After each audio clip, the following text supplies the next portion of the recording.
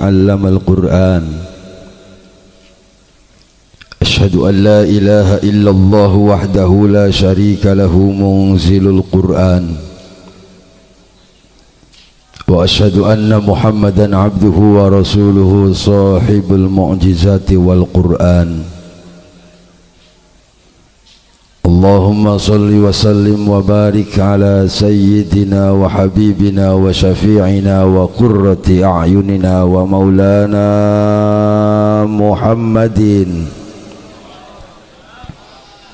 الذي كان خلقه القرآن وعلى آله وأصحابه الذين تمسكوا بالقرآن أما بعد فقد قال الله تعالى في القرآن الكريم وهو أصدق القائلين فإذا قرأت القرآن فاستعذ بالله من الشيطان الرجيم أعوذ بالله من الشيطان الرجيم بسم الله الرحمن الرحيم وإنك لعلى خلق عظيم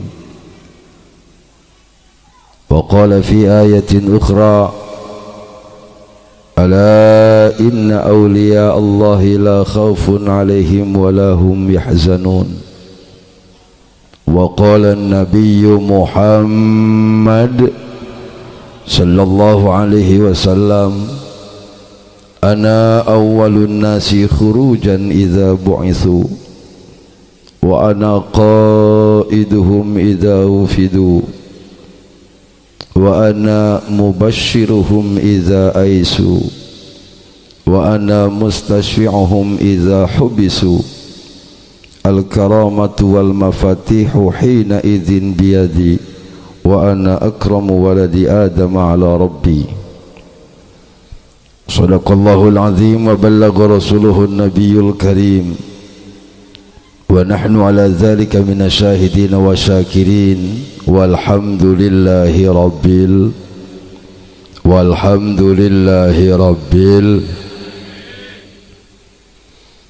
حضرة المكرمين وسادة المحترمين وأصحاب الفضيلة segenap para alimil ulama, para masyaikhina al-kiram, para kiai, para habaib, bil khusus muassis ma'had as-salafiyah al-ibrahimiyah Buya beserta keluarga, matanallahu bituli hayatihim.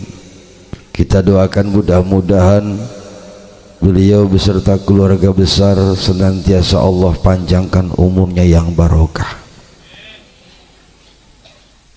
Aparatur pemerintah baik sipil maupun militer sugan aya di dia, aya eueuh ya.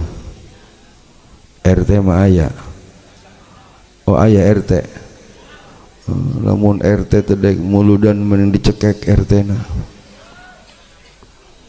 Kita doakan RT mudah-mudahan panjang umur, hidupnya barokah, sing awet jabatanana, nepi ka paeh tah jadi RT bae.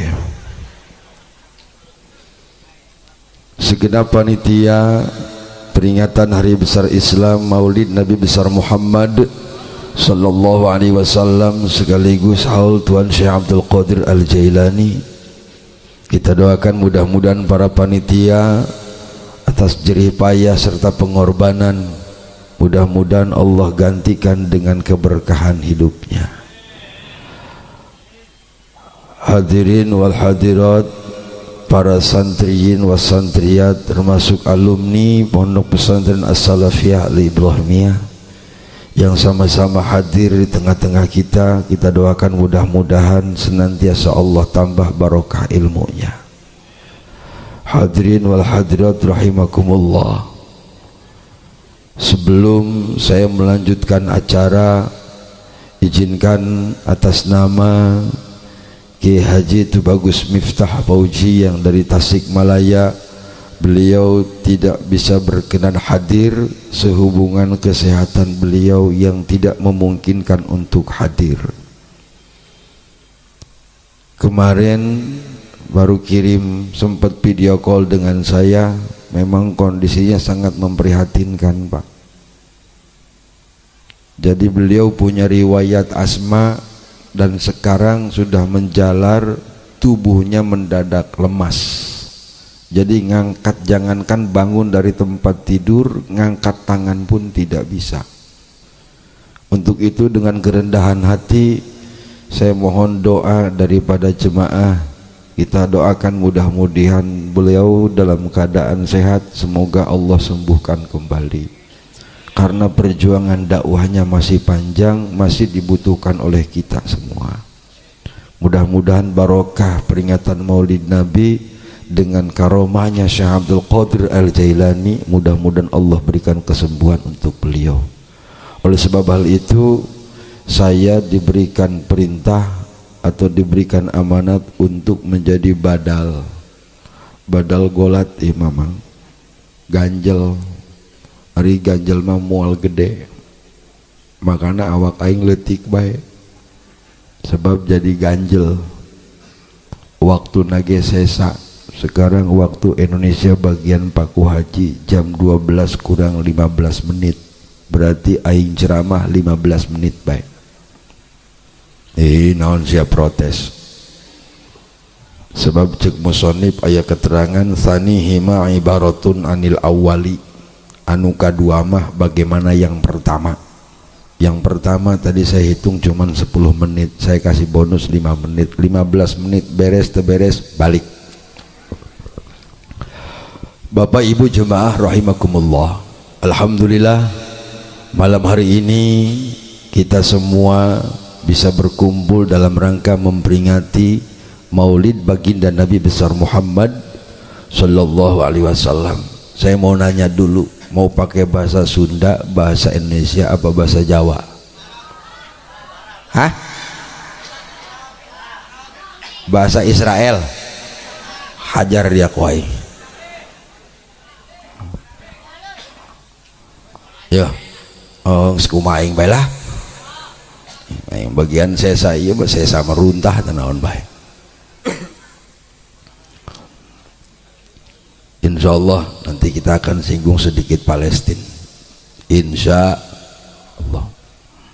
Bapak Ibu jamaah rahimakumullah, setiap tahun umat Islam selalu memperingati peringatan Maulid Nabi. Walaupun masih ada sebagian golongan umat Islam yang anti mengadakan peringatan Maulid Nabi, betul? Ken anu teu daekeun mah ulah dipaksa, ulah dipaksa. Tapi saya titip kepada para santri, para alumni Pondok Pesantren As-Salafiyah Al-Ibrahimiyah, andai kata kita ketemu dengan orang yang membid'ahkan peringatan Maulid Nabi, jalma anu ngaharamkeun kana muludan, jangan pernah dibikin repot untuk mencari dalil, ulah. Terus kudu kumaha haji, cabok pe usia. Bener tante? Kurang Banten pina aku tuh bisa nyabok. Kear cabok. Beres nyabok lumpat si anu kenceng. Naon sababna? Cek ulama ada keterangan seperti ini. Al-ihtifalu bi maulidin nabi la yahtaju ila dalilin. Mengadakan peringatan Maulid Nabi itu tidak butuh dalil. Lalu bagaimana kita menyikapinya? Cukup dijawab dengan logika, pakai akal sehat. Jangankan peringatan Maulid Nabi, sukacita kelahiran baginda Rasulullah yang terjadi di negara kita, masyarakat Indonesia dari Sabang sampai Merauke, setiap bulan Agustus rame-rame mengadakan peringatan Agustusan, betul? Oh, Masya Allah, pohara orang Paku Haji Agustusan doang nu PA KB, betul? Segala macam bentuk perlombaan diadakan, lomba makan, balap makan kerupuk ayah, balap karung, kan blow on sababna sebagai bentuk nyata, wujud nyata rasa syukur kita masyarakat Indonesia ketika negara kita mendapatkan nikmat kemerdekaan. Rakyatnya pesta pora, rakyatnya mengadakan berbagai macam pesta rakyat, dianggap wajar. Padahal kita sadar Indonesia itu hanya bagian kecil dari belahan dunia, saudara. Ketika negara Indonesia merdeka, rakyatnya pesta pora, dianggap wajar. apalagi peringatan Maulid Nabi. Kita tahu lahirnya Rasulullah ke alam dunia bukan hanya Indonesia yang Allah merdekakan, saudara, tapi seluruh dunia Allah merdekakan. Minal masyriq ilal maghrib, Allah merdekakan semua manusia. Minaz zulumati ilan nur, dari awalnya kita tidak mengenal Allah, lahirnya Rasulullah kita mengenal Allah. Alhamdulillah. Maka dipikir oleh akal sehat, kalau kemarin masyarakat Paku Haji ketika Agustusan habis biaya puluhan juta, wajar Muludan habis ratusan juta. Betul atau tidak? Sekarang ada yang harudang, ada yang Muludan bidah, Muludan haram, tolol. Ya, awas, Bo. Ini akibat terlalu dangkal pemahamannya terhadap bid'ah. Setiap perkara yang tidak di zaman Rasul, yang tidak dicontohkan Rasul, bid'ah. Setiap bid'ah neraka. Oh, blon. Ya, awas. Imam Izzuddin Abdul Salam pernah berpendapat, hukum bid'ah itu ta'aluk kepada qadiyah. Kalau perkara bid'ah itu ta'aluk kepada qadiyah wajib, maka bid'ah hukumnya jadi wajib. Saya kasih contoh. Di zaman Rasulullah tidak ada Al-Quran seperti mushaf zaman sekarang. Dulu ketika Al-Quran turun, itu cukup disimpan di hafalan para sahabat penghafal Quran, yang sudah Allah janjikan kepada Rasulullah, sanuqri'uka fala tansa illa masya Allah. Ketika terjadi perang Siffin, 60 hufad para penghafal Quran wafat di medan perang. Para sahabat khawatir lama kelamaan Al-Quran akan hilang di muka bumi. Maka didesaklah Abu Bakar Siddiq setelah Rasulullah wafat. Abu Bakar Siddiq didesak untuk mengumpulkan mushaf-mushaf Al-Quran. Abu Bakar tidak berani mengambil sebuah keputusan. Kenapa? Karena itu tidak pernah dicontohkan dan diperintahkan oleh Rasulullah. Setelah melalui proses istikharah berkali-kali, akhirnya Abu Bakar melakukan pembukuan, pengumpulan lempengan-lempengan Al-Quran dalam bentuk pelepah kurma dan tulang-tulang onta di zaman Abu Bakar. Tidak selesai di zaman Abu Bakar, dilanjutkan di zaman Khalifah Umar bin Khattab. Tidak selesai di zaman Khalifah Umar bin Khattab, dilanjutkan di zaman Khalifah Utsman bin Affan, sampai terkumpul menjadi satu mushaf yang disebut dengan mushaf Utsmani. Pembukuan Al-Quran adalah perkara bid'ah yang pertama kali dilakukan oleh para sahabat-sahabat Nabi. Beranikah mereka yang membidah-bidahkan mengatakan bahwa Abu Bakar, Umar dan Utsman adalah ahli bid'ah? Bisi aya nu ngomong ke bawah ka dieu, cabok ku aing. Kagok aing jauh-jauh tirangkas nyabok-nyabok jelema aljuna mah. Betul apa tidak? Maka pembukuan Al-Quran hukumna wajib. Yang kedua, bid'ah sunnah. Mana contoh bid'ah sunnah? Di zaman Rasulullah kita belum pernah mendengar riwayat bahwa Rasul pernah menjadi imam dalam sholat taraweh. Sedangkan berjamaah. Di zaman Khalifah Umar bin Khattab muncullah ide untuk dikumpulkan sholat taraweh dipimpin oleh satu imam.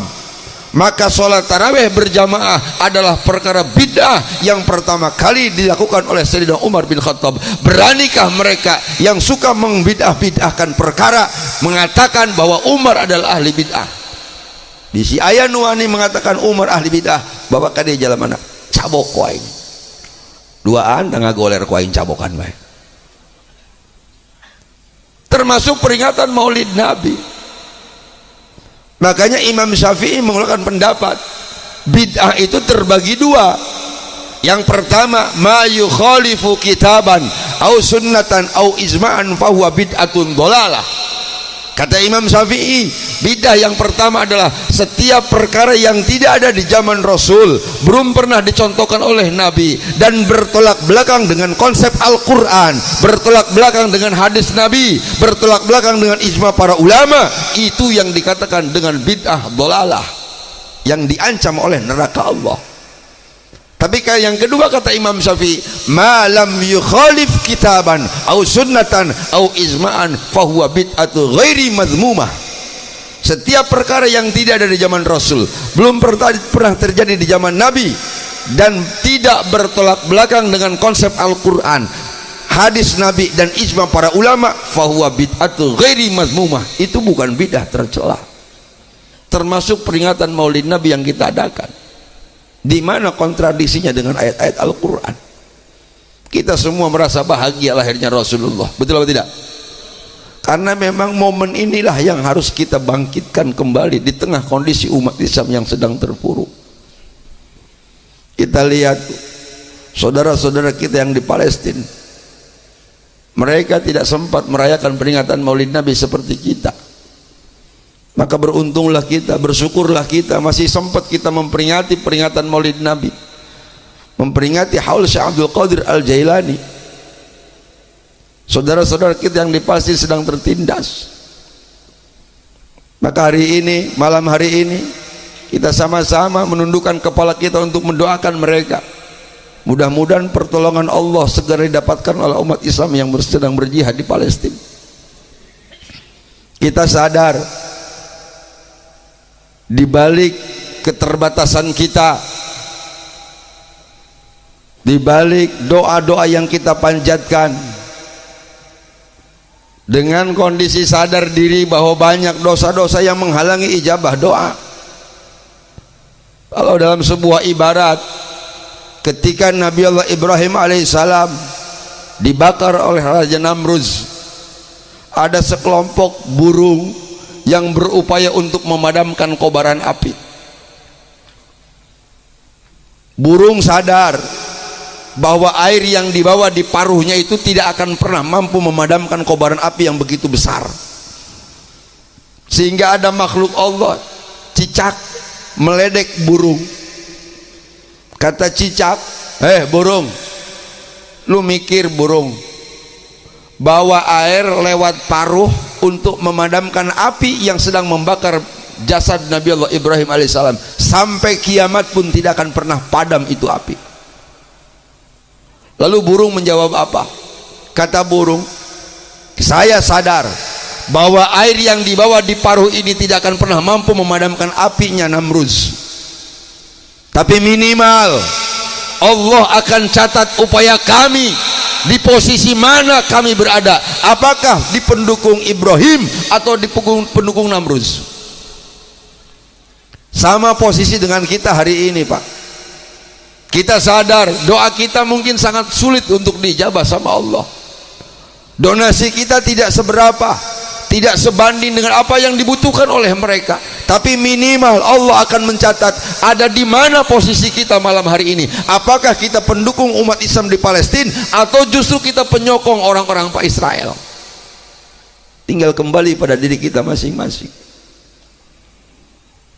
Nah, saya kadang-kadang suka enek banyak orang yang komentar tentang Palestina yang tidak tahu tentang Palestina. Yang membuat saya heran, kok ya Abu Janda dibiarkan hidup di Indonesia. Makanya sekali-kali panitia tahun depan undang Abu Janda ke dia. Aing tak hadir dia. Digale kok yang Abu Janda sekalian. Betul apa tidak? La ilaha illallah. Ya inilah bajer-bajer murahan doang gitu.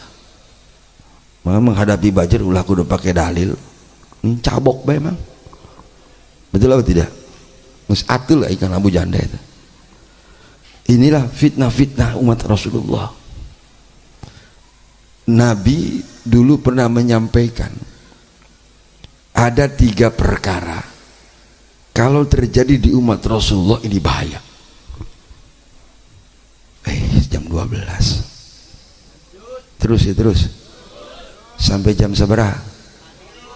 2:30 hari aing ilah molornas ya. Orang bahas mudah-mudahan cukup tilu, lamun teu cukup irada yang undang deui. Kata Nabi apa? Laisa syai'un adarru bihadil min salasin. Ada 3 perkara kalau sudah terjadi di umat Rasulullah celaka. Yang pertama kata Nabi, hubbid dinar wa dirham.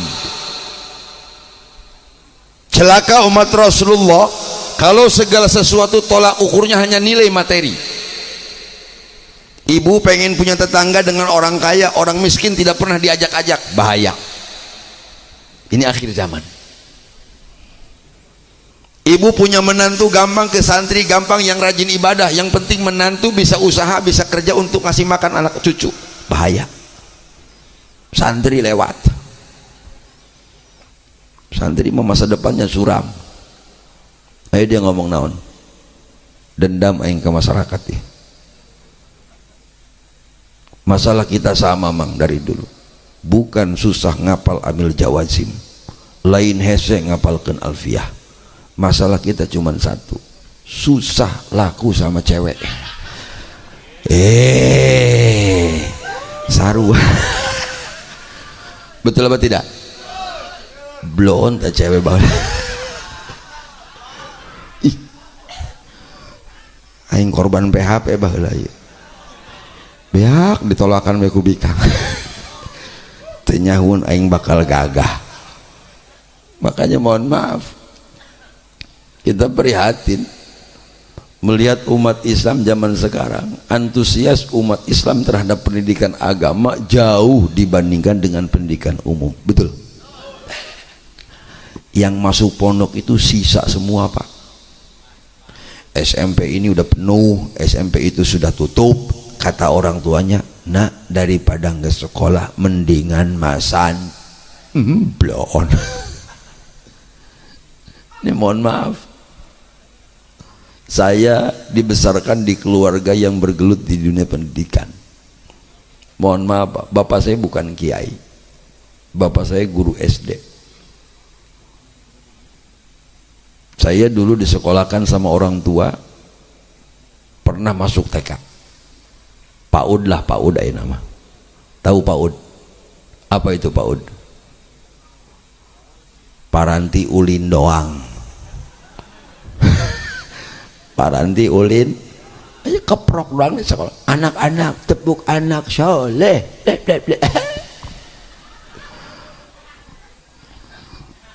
Baganda adus bini mah.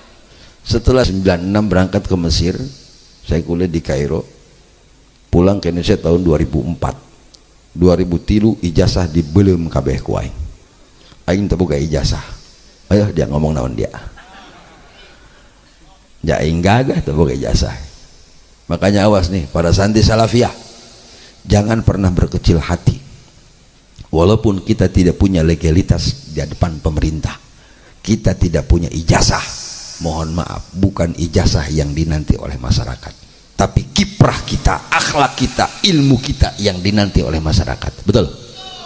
Makanya saya sering mengatakan di mana-mana, ketika saya ngisi pengajian di acara haflah akhir tahun di sekolah, perpisahan sekolah, ada seorang guru mengatakan, alhamdulillah Pak Kiai, murid kami di sekolah ini, di SMA kami 344 siswa dinyatakan lulus 100%. Ini kebanggaan buat kami. Disangkana rek di alam ku aing tedek teuing. Begitu saya ceramah, saya yang pegang mic, saya yang ngomong, atuh kumaha aing bae ngomong. Saya katakan, mohon maaf Bapak Guru, Bapak katakan tadi 344 siswa dinyatakan lulus 100%, kebanggaan buat Bapak. Mohon maaf, aing mah teu serab saeutik-eutik acan. Tahun sababna mereka akan menjadi sampah di masyarakatna. Lebih gagah satu orang santri, lebih hebat satu orang santri ketika dinyatakan lulus oleh gurunya, dikatakan cukup ilmu sama kiainya, kembali ke masyarakat, ngajar alif-alifan, ngajar Quran, ngajar fikih, ngajar parukunan, disebut ustad, disebut kiai. Lebih hebat satu orang santri dibandingkan ratusan anak SMA. Hidup santri kudu kitu dia. Agok aing ngaji geus peuting mah dong Medan los lajuna mah. Datang jam 8 aing nangtung jam setengah 12 haram jadi. Rek kabur aing jadi ganjel ya. Urusan lamun ganjel di lempang pan atuh ngusruk mobil urusanana. Betul apa tidak? Makanya satu kunci kita para santri, kita harus bangga dengan identitas kita menyandang sebagai santri. Alhamdulillah. lumayan santri mah wow kanjut lagi mahal tuh alebatan emas ya kanjut santri mah. Saya ingat dulu punya guru strength, guru saya kalau ngomong tuh masya Allah ngomong jorok lah bebas baik guru ya, iya bebas. Kata guru saya begini, santri kalau sudah bisa ngelal eta kanjut doang emas ya emangnya. Karena memang mohon maaf 93 saya pernah ikut berjuang dengan Imam Samudra, pelaku bom Bali itu kakak kelas saya ketika saya mondok di Atohiriah Kabupaten Serang. Dulu punya pengalaman dengan Imam Samudra atau Abdul Aziz. Kata Abdul Aziz, di Banten hanya satu-satunya lembaga pendidikan yang tidak bisa dipengaruhi oleh paham radikal. Lembaga apa? Pondok Pesantren Salafiyah. Imam Samudra CS itu tidak mampu menembus Pondok Pesantren Salafiyah. Kenapa? Karena pesantren Salafiyah itu punya keunggulan daripada lembaga pendidikan yang lain. Apa keunggulan pesantren Salafiyah? Ada metode pendidikan yang diwariskan di zaman Rasulullah. Metode apa? Sorogan. Sorogan. Didi ayah sorogan. Oh, masya Allah. Eta santri kalau sudah sorogan luar biasa. Apalagi kalau sudah sorogan ngelal. Cek kiai, mang sorogan ngelal. Siap.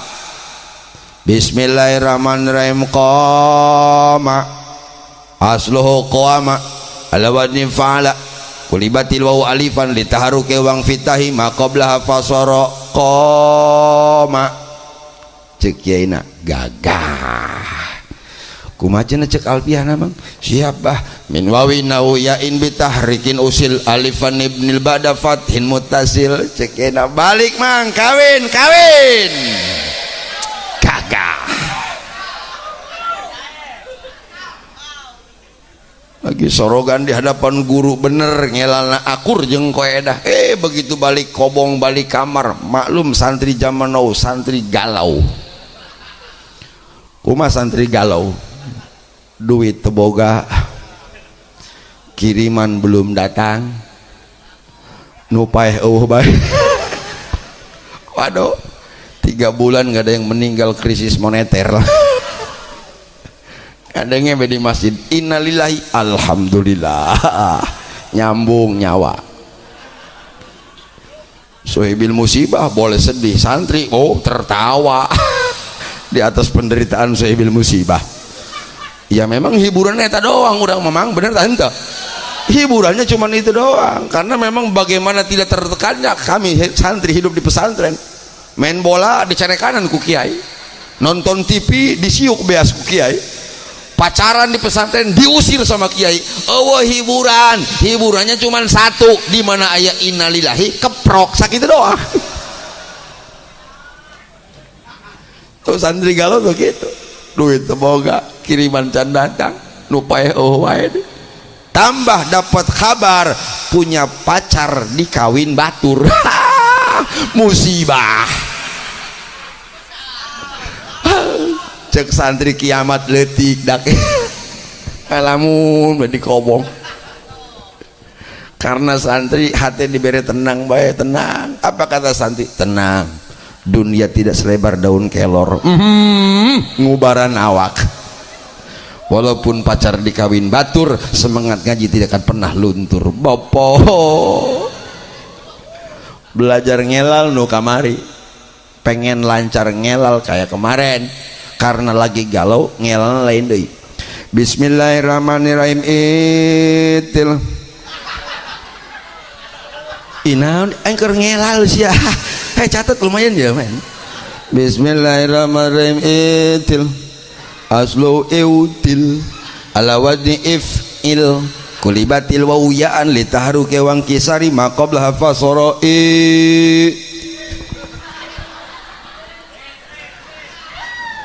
Metode sorogan inilah yang menjadi ikonnya pesantren Salafiyah di Banten. Makanya paham radikal tidak mampu menembus pesantren-pesantren Salafiyah, tidak mampu. Yang ditempuh oleh mereka adalah apa? Mereka memberikan paham-paham radikal itu kepada pendidikan seperti SPK, pendidikan perawat, karena memang mereka kosong agamanya. Mereka hanya bergelut di bidang biologi, agamanya kosong. Masuklah mereka, maka banyak dokter-dokter yang terjaring gerakan-gerakan radikal. Tapi pesantren salafi aman, alhamdulillah.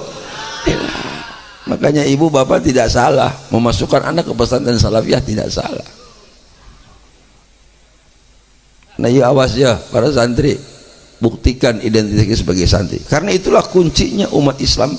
Ketika umat Islam bangga dengan agamanya, bangga dengan pendidikannya, disitulah ada kemajuan umat Islam, insya.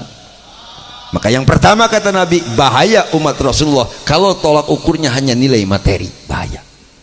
Yang kedua kata Nabi apa? Wahubbir riyasah, cinta jabatan, celaka.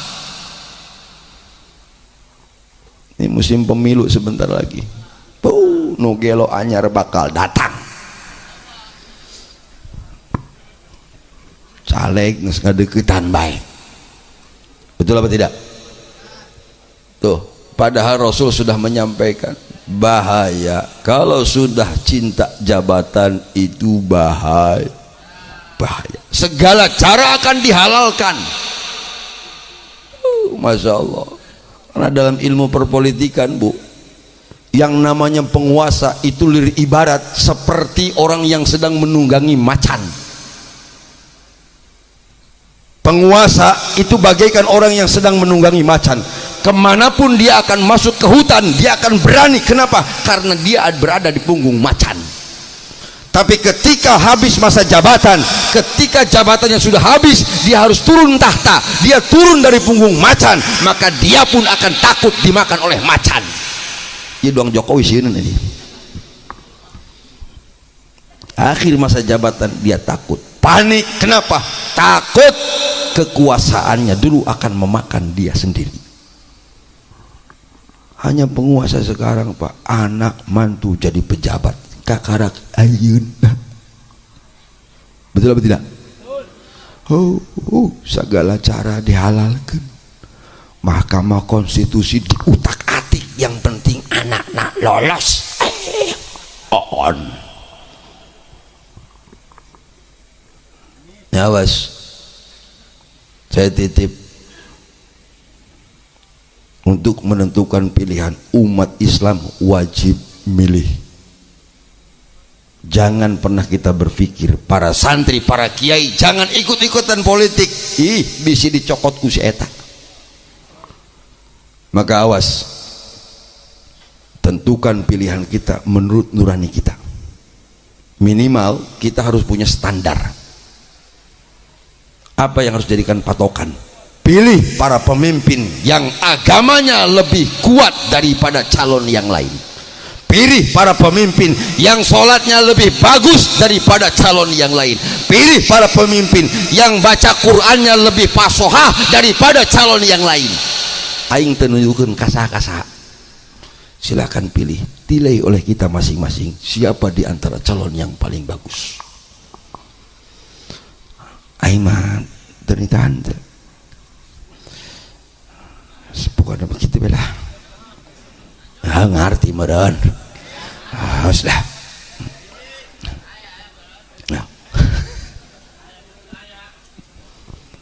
Naon maksudnya? Supaya ketika kita di akhirat, ketika ditanya, dihisab oleh Allah, kenapa kamu milih si anu? Ya Allah, pendengaran saya, penglihatan saya, dia orangnya bagus, baca Qur'annya bagus, ibadahnya bagus, sholatnya rapi. Karena itu ya Allah, minimal ulah disalahkeun teuing. Betul apa tidak? Daripada milih presiden nu maca Quran terjelas. Assalamualaikum warahmatullahi wabarakatuh, berakatuh baik. Minimal anu bagus lah. Sekali-kali umat Islam menikmati kemenangan. Betul atau tidak?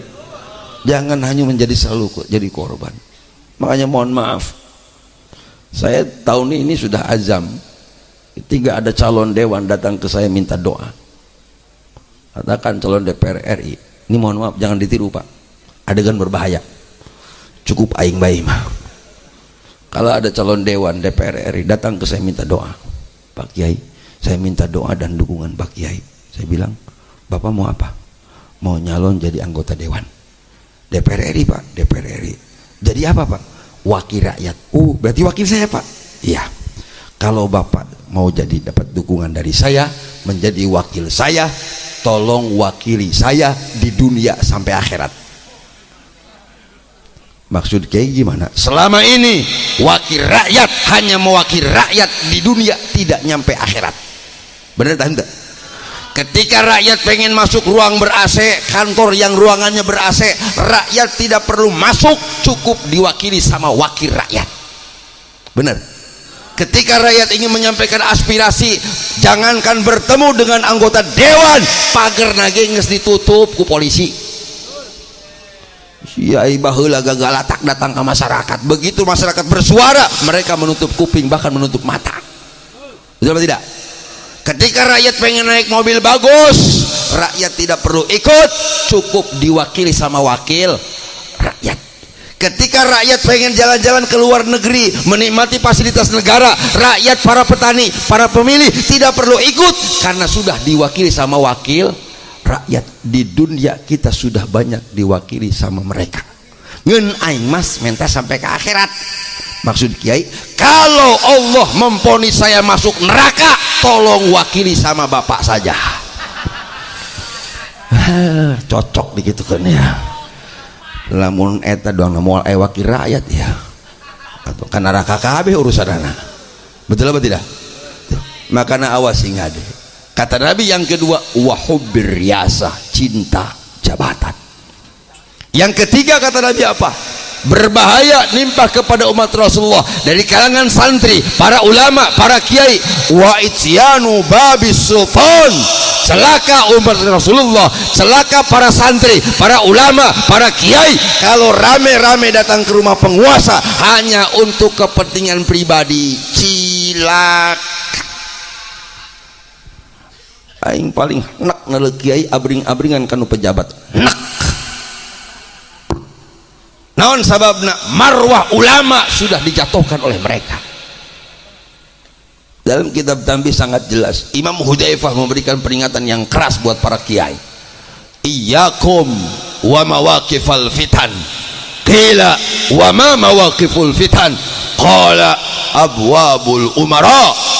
Hati-hati, hindari tempat-tempat fitnah untuk kalian.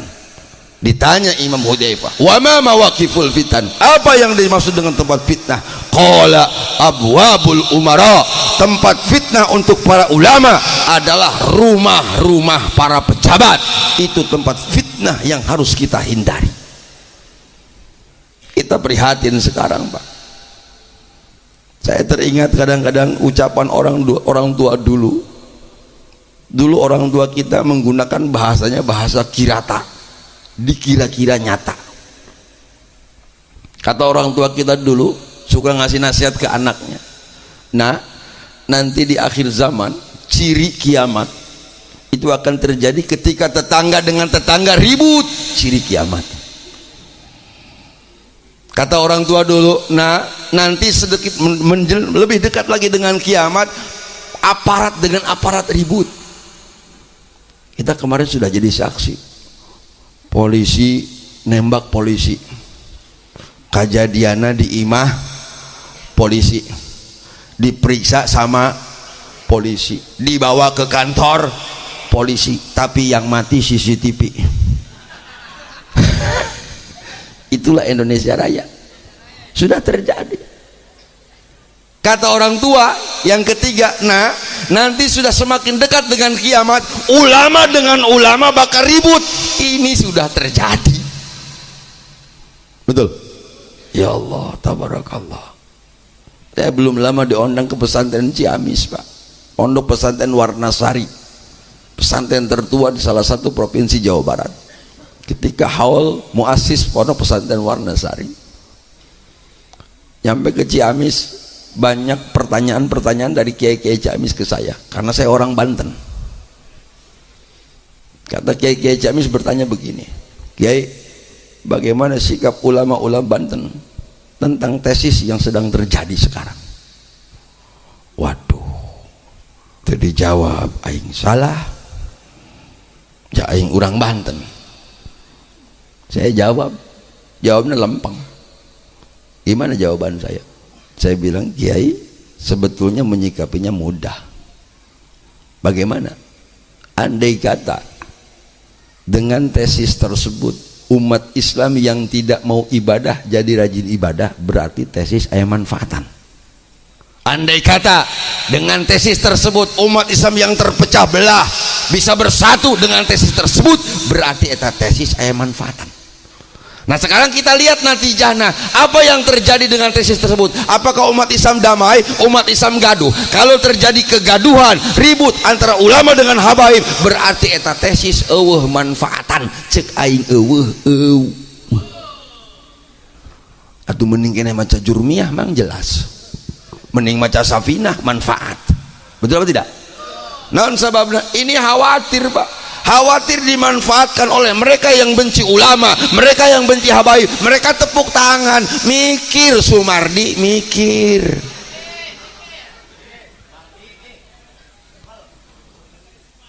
Naon sababna? Saya teringat dalam sebuah riwayat dalam kitab At-Tawwabun, Ibnu Al-Qudamah dan Ibnu Az-Zawji pernah meriwayatkan hikayah, kisah nyata. Dulu di sebuah negara Samarkand, di desa Balakh, ada seorang wanita turunan Rasulullah yang punya garis nasab dengan Sayyidina Ali. Dia punya suami sakit-sakitan terus Pak, punya 2 anak, sampai satu saat suaminya wafat. Maka jadilah turunan Rasulullah menjadi seorang janda. Bisa dibayangkan seorang janda menghidupi 2 anak yatim, berat. Dia mampu memberikan makan untuk anak-anaknya, hanya minta-minta, menunggu belas kasihan uluran tangan orang lain. Tapi karena dia merasa malu turunan Rasulullah itu, karena banyak yang mengenal dia sebagai turunan Rasulullah, akhirnya diajak pindah 2 anak yatim itu ke negara sebelah, yang kira-kira di negara yang baru itu tidak ada yang mengenal beliau. Akhirnya pindahlah ke tempat yang baru. Begitu nyampe ke tempat yang baru, ketemu dengan seorang ulama yang sedang ceramah. Didengerin sama wanita tersebut. Nanya sama yang hadir, Bu, itu yang ceramah siapa? Oh, itu kiai di sini. Setelah selesai ceramah, didatangi tuh ulama tuh sama turunan Rasulullah. Ngomong pun dengan suara yang lirih karena khawatir terdengar sama orang lain, menjaga marwah.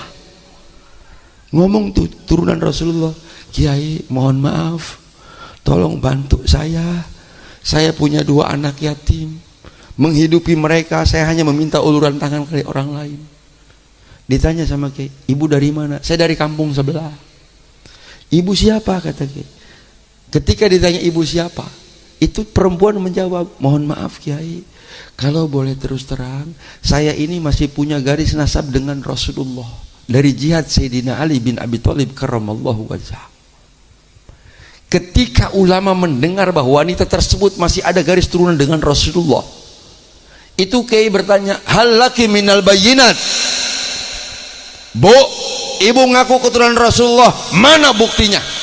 Mana tes DNA anak? Nah, kira-kira kita ini mah DNA ini kira-kira. Cek si planet kita DNA kira-kira. Mana buktinya? Ketika ditanya bukti, apa kata wanita turunan Rasulullah? Mohon maaf Kiai, kalau ditanya bukti saya tidak punya. Apa yang terjadi Bu? Itu Kiai meninggalkan tanpa melihat wanita itu, dicuekin. Tentu turunan Rasulullah merasa malu, merasa sakit, sedih, tapi tidak dihiraukan. Pindah tempat. Ketika pindah tempat, ketemu perlakuannya. Ketika orang Majusi mendengar bahwa dia punya 2 anak yatim yang ditinggalkan di masjid, kata Majusi, ibu, mana anak ibu yang yatim sekarang? Di masjid Majusi. Bawa ke rumah saya Bu sekarang juga. Akhirnya dijemput anaknya, dibawa ke rumah Majusi, diberikan makanan yang paling enak, diberikan pakaian yang paling bagus oleh orang Majusi, selayaknya tamu kehormatan. Apa yang terjadi setelah itu? Ibnu Al-Qudamah dalam riwayat mengatakan, ketika tengah malam itu Kiai bermimpi, dalam mimpinya seolah-olah kiamat sedang terjadi. Ini 2 perawat Imam Al-Qudamah dan Ibnu Az-Zawji meriwayatkan, dalam mimpinya itu Kiai ketemu dalam keadaan kiamat. Ketika ketika kiamat terjadi, banyak umat Rasulullah berbondong-bondong ngantri ingin mendapatkan syafaat Rasulullah. Ketika yang umat Rasulullah ngantri, itu kiai ikut ngantri Pak, di belakang ikut ngantri. Datang umat yang ini diberikan syafaat, datang ini diberikan syafaat terus. Begitu kiai datang di hadapan Rasulullah, mohon maaf, kata Ibnu Al-Qudamah, Rasulullah memalingkan wajah, sedikit pun tidak memandang itu ulama. Rasul membuang wajahnya, Bu. Kata ulama mengatakan di hadapan Rasulullah, ya Rasulullah, ana min ummatika ya Rasul. Rasul, aku ini umatmu Rasul, berikan syafaat kepadaku Rasul. Rasul jangankan memberikan jawaban, memandang pun wajah ulama tidak. Dua kali ulama mengatakan, ya Rasulullah, ana min ummatika ya Rasul. Rasul, aku umatmu Rasul, berikan syafaat kepadaku Rasul. Rasul tetap memalingkan wajahnya, tidak memandang ulama tersebut. Sampai 3 kali ulama itu mengatakan, ya Rasulullah, bukankah engkau dulu pernah bersabda, syafaati yaumal qiyamati haqqun, faman lam yu'min biha lam yakun min ahliha. Rasul, dulu engkau pernah bersabda bahwa syafaatku di yaumil qiyamah hak untuk umatku. Mana hakku sekarang Rasul? Aku ini umatmu Rasul, mana hakku untuk mendapatkan syafaat ya Rasulullah? Ketika Rasul diminta haknya oleh seorang ulama, Rasul bertanya kepada ulama dengan nada keras. Kata Nabi, alaka minal bayyinat. Hei ulama, hei kiai, kamu ngaku umatku, mana buktinya? Ngeunah beheung dia ngaku umat aing, cek Rasul. Enak saja kamu ngaku umatku, padahal jelas dalam kitab Nasoi sangat jelas, manidda'a hubballah walam yantahi an maharimillah fada'wahu kadzibun.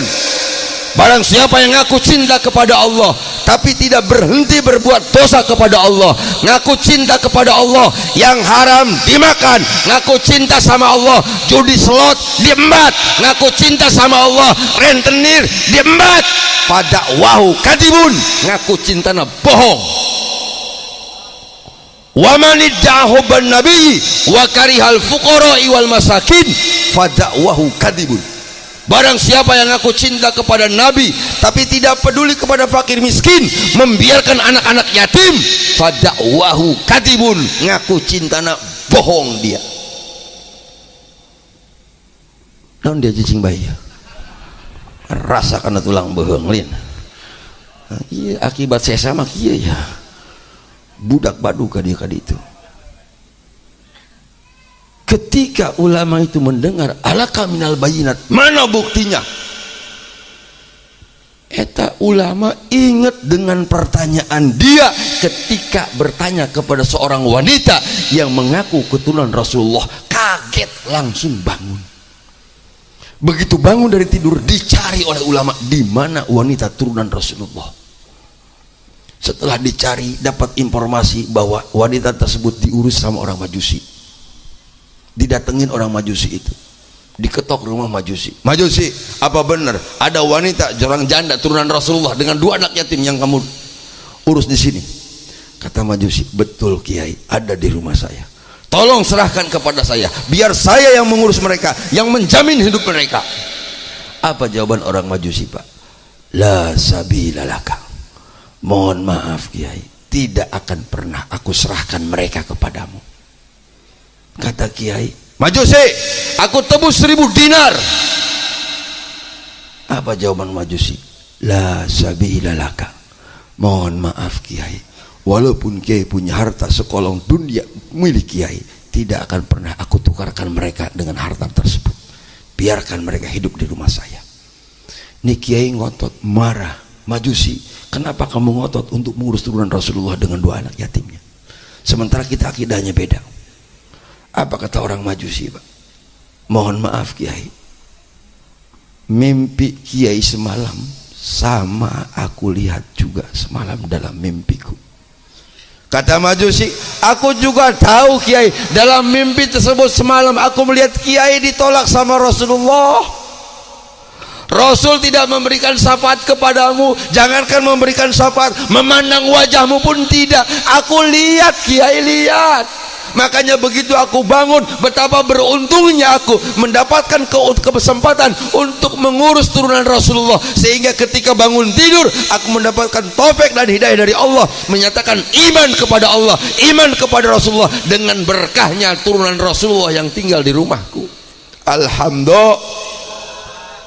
Ini yang sekarang terjadi, seolah-olah ada penggiringan opini supaya umat Islam benci kepada para habaib. Na'udzubillahi min. Mohon maaf, sekali lagi mohon maaf. Andai kata para habaib yang ada di Indonesia tidak punya garis keturunan dengan Rasulullah, sedikit pun tidak akan pernah mengurangi pahala kita ketika kita menghormati mereka. Betul. Mual bakal dikurangan pahalana mual.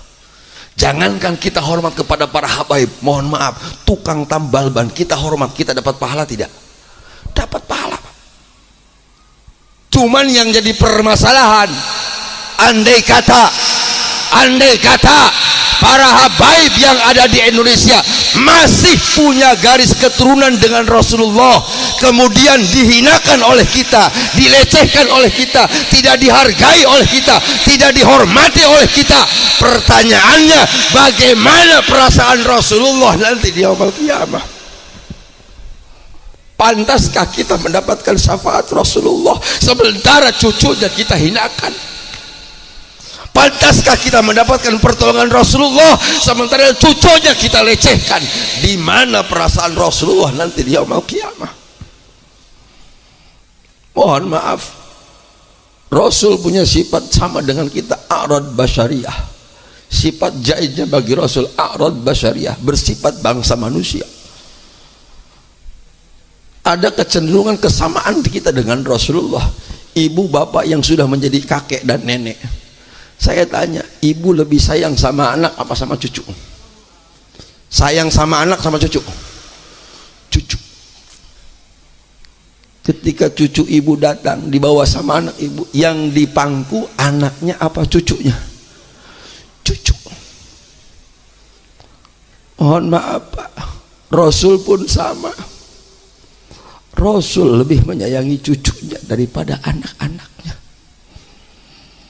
Satu saat ketika Rasul berkata, andai kata Fatimah putriku satu-satunya mencuri, tangan aku sendiri yang akan memotong tangan Fatimah. Begitu tegasnya Rasulullah kepada anak. Tapi dalam sebuah riwayat, satu saat ketika Rasul sholat, Rasul sedang sujud, Rasul sedang menyembah Allah, cucunya Husain naik ke atas punggung Rasulullah. Rasul membiarkan Husain di atas punggung Rasulullah. Rasul memanjangkan sujudnya karena sayang, khawatir Husain jatuh dari punggung Rasulullah. Ini menunjukkan bukti nyata betapa sayangnya Rasul kepada cucu-cucunya. Oleh sebab hal itu, saya mohon jangan pernah kita terbawa-bawa membenci para habaib, karena memang bukan akhlak guru-guru kita, bukan akhlak ulama-ulama kita. Ulama-ulama kita tidak pernah mengajarkan untuk membenci satu sama lain. Guru-guru kita tidak pernah mengajarkan kita untuk membenci para ulama. Yang terjadi sekarang apa? Habib Lutfi kena bully, na'udzubillahi min. Yang menjadi bahan pemikiran saya, bagaimana nanti umat Islam di Indonesia kalau para habaib sudah dihinakan, dilecehkan seperti ini? Siapa yang akan menjadi paku-paku Indonesia? Siapa yang akan menjaga Indonesia kalau ulama-ulamanya sudah saling menghina? Mudah-mudahan kita semua diselamatkan oleh Allah Subhanahu wa taala. Karena ini sudah menjelang akhir zaman. Konflik yang terjadi di Timur Tengah ini menunjukkan isyarah min asratis sa'ah. Salah satu ciri kiamat sudah terjadi. Makanya mudah-mudahan kita semua doakan guru kita, mudah-mudahan Allah panjangkan umurnya sehingga kita semua mendapatkan bimbingan supaya kita semuanya tidak sampai salah jalan. Karena mohon maaf sekarang banyak yang mengambil jalan pintas, ingin terkenal, mencari cara untuk viral. viral di dunia, tapi mohon maaf tidak viral, tapi tidak pernah viral di langit. Beda dengan orang yang kita hauli sekarang, Syekh Abdul Qadir Al-Jailani. Kita belum pernah melihat wajahnya, kita belum pernah menghadiri pengajiannya, tapi para muhibbin Syekh Abdul Qadir Al-Jailani setiap tahun selalu mengorbankan hartanya, mengorbankan waktunya untuk memperingati haulnya Syekh Abdul Qadir. Mudah-mudahan kita semua yang hadir pada malam hari ini Allah catat sebagai murid-murid Syekh Abdul Qadir Al-Jailani, sehingga kita mendapatkan keselamatan dari Allah Subhanahu wa taala. Amin ya Allah ya rabbal alamin. Bapak Ibu jemaah sekalian, pas saja main ceramah. Ulah lujat lanjut nggak setengah hiji waktu Indonesia bagian HS. Mohon maaf sekali lagi atas nama Ki Haji Miftah Fauji, sekali lagi saya mohon maaf tanpa mengurangi hormat beliau kepada para panitia. Walaupun panitia datang langsung ke Tasik, kita punya rencana, tapi Allah yang sudah menentukan rencana itu. Mudah-mudahan ini sedikit pun tidak mengurangi semangat kita untuk merayakan kegiatan-kegiatan seperti ini. Atas nama Kiai Haji Miftah sekali lagi mohon dibukakan pintu maaf yang sebesar-besarnya, wabil khusus kepada Buya dan keluarga, mudah-mudahan bisa memaklumi. Sekaligus saya secara pribadi ingin diaku sebagai murid Buya supaya nanti di akhirat saya dapat pegangan, supaya kita selamat di akhirat insya Allah. Mudah-mudahan yang benar itu datangnya dari hidayah Allah Subhanahu wa taala, yang salah dari kelemahan saya. Mudah-mudahan Allah bukakan pintu maaf yang sebesar-besarnya. Sekian yang bisa saya